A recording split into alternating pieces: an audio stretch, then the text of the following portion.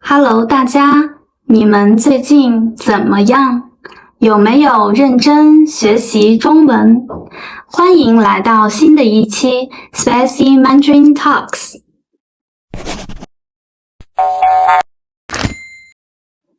我们知道 HSKK 汉语水平口语考试一共有3个等级，分别是初级、中级和高级。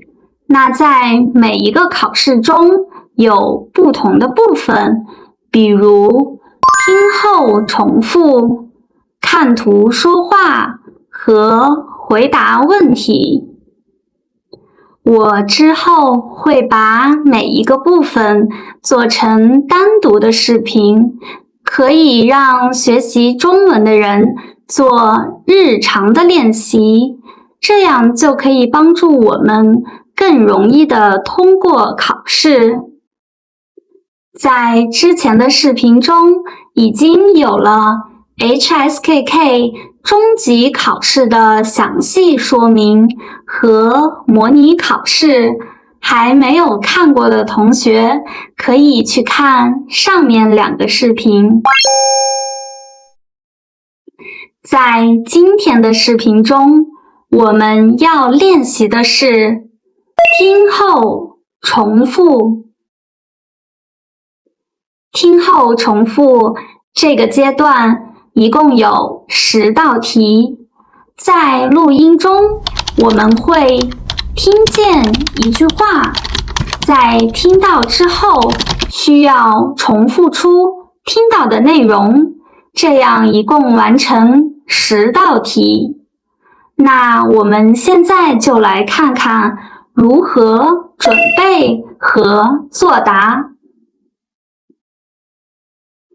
在这个阶段有2个主要的考察重点，第一个是语音和语调。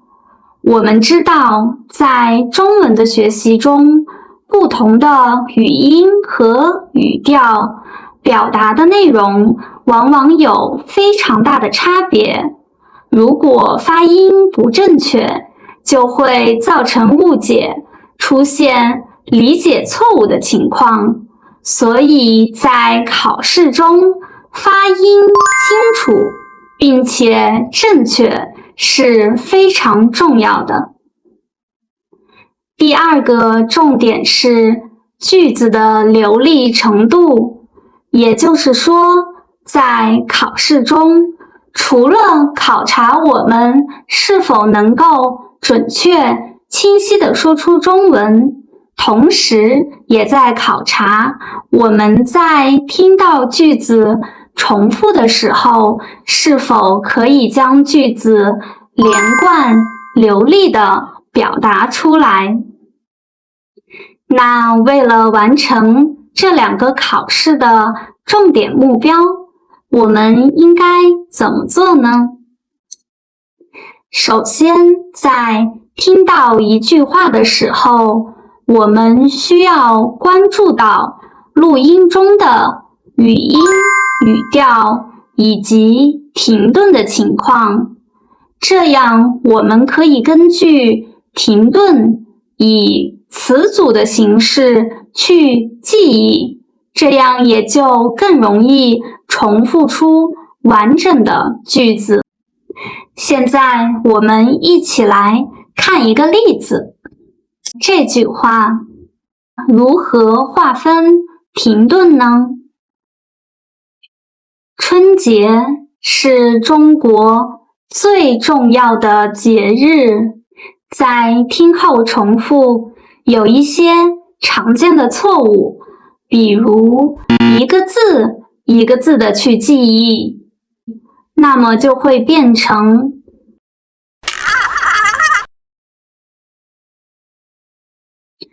我们可以看见一句话变成了多个单独的字，在我们重复的时候，因为不是通过词组、句式结构这样的记忆方式，就非常容易出现错误。另一个在这个阶段容易出现的问题是忘词的情况。那当我要重复一句话的时候，如果我忘记了某些单词，我应该怎么办呢？其实，在考试中出现忘词的情况非常常见。那在我们忘词了之后，其实最好的方式就是保证句子结构的完整，继续的说下去。比如，春节是中国最重要的节日。在这句话中，如果你忘记了某些词，那么你可以用其他的词进行替换。比如，春节是中国很重要的节日。这样一方面保证了句子结构的完整，另一方面也可以让句子连贯地表达出来。那我们现在就开始2组的练习，每组有10句话，在听到录音之后，跟着我一起重复出来。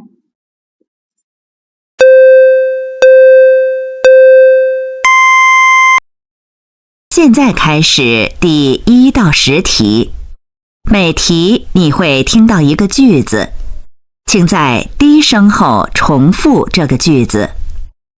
现在开始第1题。1. 兴趣是最好的老师。兴趣是最好的老师。2. 你别忘了带照相机。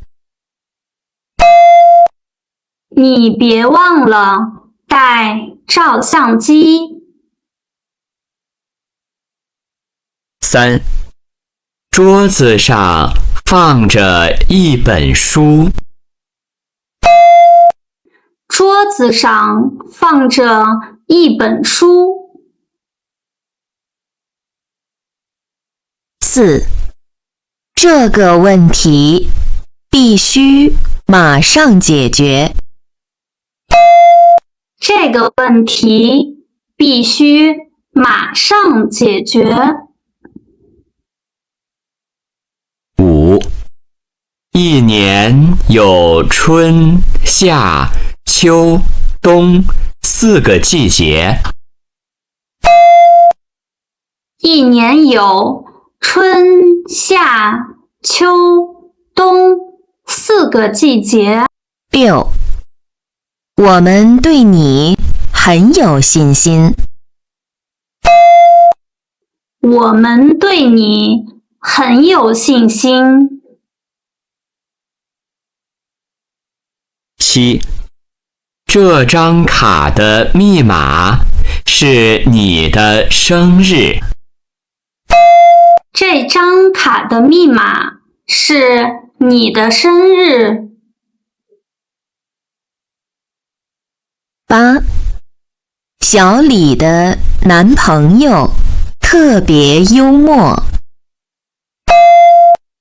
小李的男朋友特别幽默。9. 公司安排我下周3出差。公司安排我下周3出差。10. 王教授的教学经验比我丰富。王教授的教学经验比我丰富。